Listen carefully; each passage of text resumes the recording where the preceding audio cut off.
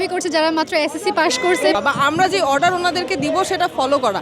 ওনারা এখন করছে কি নিজেরাই ওষুধ লেখা শুরু করছে নিজেদের নামের আগে ডাক্তার বসিয়ে। তাদের একটু মানসিক চিকিৎসারও দরকার। এসএসসি পাস ডাক্তার এই মুহূর্তে বাংলা ছাড়, হটাও চেকমো হটাও ম্যাচ, এই হটাও চেকমো হটাও ম্যাচ। শিক্ষাগত যোগ্যতা কি ওরা জিজ্ঞেস করে নিজেরাই বলবে না? ওদের আপনি এখন পড়তে দিলে আলিফ বাতা বলে ওদের অবস্থা শেষ। ওরা ঠিক মতো রিডিং করতে পারতেছে না।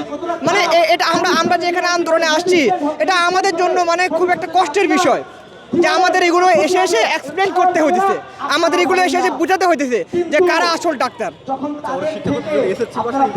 এসএসসি পাস, এইচএসসি পাস, এরাই ওদের শিক্ষাগত যোগ্যতা বলে। তো এখন তাহলে এইচএসসি সবগুলো ছেলে ডাক্তার বানাই দেন হবে? আমি জাস্ট এইটুকু বলতে চাই, ওদেরকে বলেন ওদের পরিবারের চিকিৎসা করতে। ওদের পরিবারের মানুষজন যদি ওদের কাছে ভরসা পায় তাহলে যেন ওরা আসে। ওদের পরিবারের কারো কোনো অসুস্থতা হলে ঠিকই ডাক্তারদের কাছে যাবে, নিজেদের কাছে কখনো চিকিৎসা করাবে না। এটা বাস্তব, এটাই বাস্তব।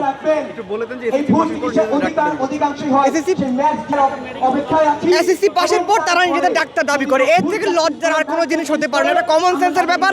আমি মনে করি তাদের একটু মানসিক চিকিৎসারও দরকার। এটা খুবই মানে একটা, আমি যেখানে বলতেছি এটা আমার এখন লজ্জা লাগতেছে আসলে এগুলো বলতে। আমি আর ভাই বলতে পারবো না।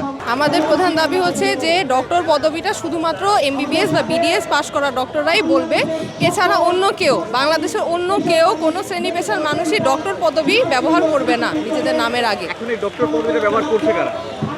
এই যে আমাদের মেডিকেল অ্যাসিস্ট্যান্ট যারা সহকারী, মানে ওনাদের কাজ হচ্ছে আমাদের প্রেসক্রিপশনটা রোগীকে বুঝিয়ে দেওয়া, অথবা আমাদের সাথে যে রোগীর ব্লাড প্রেশারটা একটু মেপে দেওয়া, জ্বরটা মেপে দেওয়া, বা আমরা যে অর্ডার ওনাদেরকে দিব সেটা ফলো করা।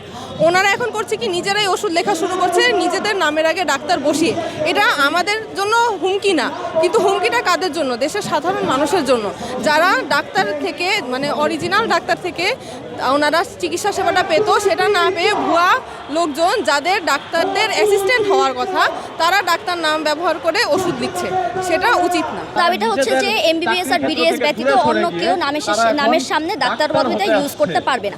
এটা খুবই একটা নর্মাল বিষয়। এটা নিয়ে আমরা কেন মাঠে নামছি আমি এটাই বুঝতে পারতেছি না। আপনি নিজে একজন সাধারণ নাগরিক, আপনি আমাকে বলেন আপনি কি এটা অ্যালাউ করবেন যে একটা মানুষ যে এখনো এটাই জানে না যে বায়োলজিকে জিওলজি আর বোটানিতে ভিত্তিতে ভাগ করা যায়, সে আপনার গায়ে হাত দিবে? মানুষের জীবনকে এতই সস্তা, তাহলে তো ডাক্তারের কোনো গম্ভীরতাই থাকবে না। কেউ কষ্ট করে ডাক্তারি অ্যাডমিশন টেস্ট দিতে আসবে না। কেন আসবে? আমি তো এমনি ডাক্তার। তাহলে কি ডাক্তারি প্রফেশনটা কত নিচে নামতেছে এর কি আমরা নিজেরা বুঝতে পারি না? এটা তো দেশের সর্বস্তরের যে কোনো সাধারণ মানুষ বুঝবে, শিক্ষিত হোক অশিক্ষিত হোক। তাই বলি কি তার জীবনটা কি সস্তা হয়ে গেল? অবশ্যই না। এখন নামের পূর্বে ডাক্তার ব্যবহার করছে কারা? এখন করছে নাকি করছে না সেটা কথা না, কিন্তু তারা দাবি রেখেছে যে তারা নিজেদের নামের শুরুতে ডাক্তারি ইউজ করতে চায়। এখন এমনি অনেক মানুষ হচ্ছে এখনো জানে না যে এমবিবিএস আর ডিএমএফ এর মাঝের পার্থক্যটা কি। তারা এমনি অনেক স্ক্যাম করতে পারতেছে আপাতত, কিন্তু যদি তারা ডাক্তারি পদবিটা পেয়ে যায় তাহলে কি কেউ আর দেখতে যাবে কে এমবিবিএস কে ডিএমএফ? তাহলে তো অনেক স্ক্যাম হইতে থাকবে, মানুষের মানে মৃত্যুর হার আরও বাড়তে থাকবে। এটাতে তো সর্বস্তরের সকল নাগরিককেই মাঠে নামা উচিত। ডাক্তার বলে দাবি করছে যারা মাত্র এসএসসি পাস করছে, এসএসসি পাস করে মূলত কোর্সটা 6 মাসের, ওইটাকে তারা টেনে নিয়ে 2-3 বছর 4 বছর করছে। তো তারাই হচ্ছে আসলে নিজেদের নামের পাশে ডাক্তার দাবি করতেছে, কিন্তু যেখানে আমরা 5 বছর এমবিবিএস শেষ করে ইন্টার্নি শেষ করে নামের পাশে ডাক্তার বসাতে পারি, ওই জায়গায় তারা 6 মাসের কোর্সকে টেনে নিয়ে 3-4 বছর করে তারা নিজেদের নামের পাশে হচ্ছে ডাক্তার লাগায়। তারা আসলে ডাক্তারদের হচ্ছে অ্যাসিস্ট্যান্ট। তো ডাক্তারদের অ্যাসিস্ট্যান্ট হয়ে আপনি তো নিজেকে ডাক্তার দাবি করতে পারেন না। এটা তো আমাদের জন্য ইনজাস্টিস, প্লাস আমাদের দেশের জনগণের জন্য এটা ঝুঁকিপূর্ণ। আচ্ছা, এর ফলে সাধারণ মানুষ কি ধরনের মানে সমস্যায় পড়ছে? ডাক্তারদের প্রতি তাদের একটা ভুল বোঝাবুঝি। হ্যাঁ, কারণ আমরা যে ওদের পড়াশোনাটা হচ্ছে খুবই বেসিক, তারা কিন্তু আমরা যে পড়াশোনা করছি ডিপে পড়াশোনা করতেছি, ওরা কিন্তু সব সমস্যাটা ওইভাবে বুঝতেছে না। তাই তারা নিজেদের মতো হচ্ছে ড্রাগস সাজেস্ট করে এবং এগুলো খেয়ে রুগীরা হচ্ছে যেটা বলে যে ভুয়া ডাক্তার মেরে ফেলছে, এই ভুয়া ডাক্তার আসলে তারাই। এখন যে তো দেশের অস্থিতিকর একটা পরিবেশ, যে যাচ্ছে দাবি নিয়ে তার দাবি পূরণ হয়ে যাচ্ছে। ওরা এই সুযোগটা নিয়ে নামের আগে ডাক্তার তো বসাতে চাচ্ছেই, এবং হচ্ছে উদ্ভব 4টা দাবি তারা নিয়ে আসছে। তাদেরকে হওয়ার কথা ছিল অ্যাসিস্ট্যান্ট, কিন্তু তারা এখন নিজেরা ডাক্তার। আজকে আমরা বেসিক্যালি যে দাবি 5টা নিয়ে আসছি তার মধ্যে একটা দাবি হচ্ছে যে কে ডাক্তার পদবি ব্যবহার করতে পারবে, কে পারবে না। ডাক্তার পদবি ব্যবহার করার জন্য তো বললাম যে ক্রাইটেরিয়াগুলো, কিন্তু এই যে একটা মামলাটা হয়েছে 2010 সালে বিএমডিসি অ্যাক্ট অনুযায়ী এই তারা হচ্ছে বিএমডিসি থেকে রেজিস্ট্রেশন দেয়, কিন্তু তারা 2013 সাল থেকে তারা মামলা শুরু করে, আদালতে রিট করে যে তারাও নামের আগে ডাক্তার ব্যবহার করবে। সেটা এই পর্যন্ত 91 বার পেছানো হয়েছে। এরপর আমরা একটা অবস্থান কর্মসূচি নেই, সেখান থেকে তারা হচ্ছে রায়ের ঘোষণা আসে 12 তারিখ। কিন্তু আমরা চাচ্ছি যে 12 তারিখের পর থেকে যেন আর এই মামলার রায় এক্সটেন্ড না করা হয়, এর মধ্যে যেন সমাপ্তি ঘোষণা করা হয়। ডাক্তার হিসেবে মেইনলি যারা ডিএমএফ বা সেকমো আছে, এরা নিজেদেরকে ডাক্তার হিসেবে দাবি করছে। এরা চাচ্ছে তাদের নামের আগে ডাক্তার পদবি ব্যবহার করতে। এরা মেইনলি হচ্ছে এসএসসি পাস। এসএসসিতে এদের ম্যাথস বা ডিএমএফে পড়ার জন্য এদের রিকোয়ারমেন্ট হচ্ছে 2.5। যদি 2.5 পায় তাহলে এরা ম্যাথস বা ডিএমএফে এরা ভর্তি হতে পারে। এখন তারা তারপরে 4 বছর বেসিক সাবজেক্টগুলো আছে, এইগুলা পরে নিজেদেরকে ডাক্তার হিসেবে এখন দাবি করছে। আর আমরা এইদিকে এমবিবিএস বা বিডিএস যারা আছি, আমাদের শুধু এমবিবিএস করছি হচ্ছে 5 বছর, এরপরে আরও 1 বছর ইন্টার্নি, টোটাল 6 বছর। দেখা যায় 6.5 বছরও লেগে যায়।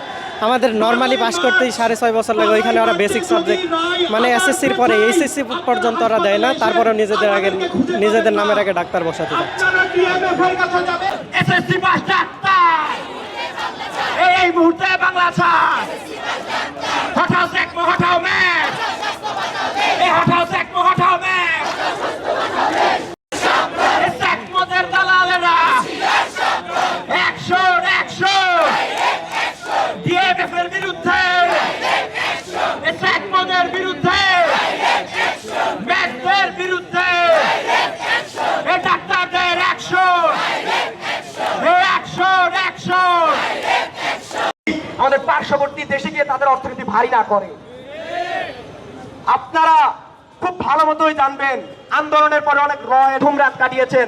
মনে রাখবেন, এই স্বাস্থ্য খাতেও অসৎ দালালদের দূর করতে হবে, এই দালালদের চিহ্নিত করতে হবে, এবং আমাদের দেশের কোন দেশের চক্রান্ত যাতে আমাদের এই উন্নতিতে বাধা না হয়ে দাঁড়াতে পারে, এটা আপনাদের খেয়াল রাখতে হবে। আমাদের চতুর্থ দাবি, তাদেরকে চাকরি দেওয়া হোক। কিন্তু এখন যেসব প্রাইভেট ল্যাব বা নিম্নমানের যেসব মেডিকেল কলেজ আছে, সেগুলো যদি বন্ধ না হয়